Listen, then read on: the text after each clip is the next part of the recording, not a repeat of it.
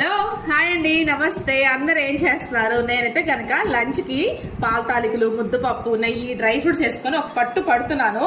ఆ తర్వాత వేడివేడిగా అన్నం, ముద్దపప్పు, దీని కాంబినేషన్ గా కొత్తగా పట్టిన ఆవకాయ అండి. అండ్ దీంట్లో నెయ్యి లేనిదే ముద్ద దిగుతుందా? అస్సలు దిగుదనమాట. నంచుకోవడానికి రాగి చక్రాలు, జొన్న చక్రాలు, ఆ తర్వాత తెలిసిన వాళ్ళు టమాటా, దోసకాయ, ఎండు చేపలు వేసి కర్రీ తీసుకొచ్చారండి. ఇది కూడా ఒక పట్టు పడతాను.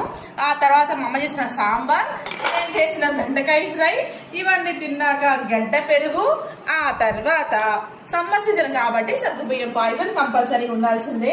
మా లంచ్ రెసిపీస్ ఇవన్నీ తినేసి నెక్స్ట్ వీడియోస్ షేర్ చేసుకుంటాను.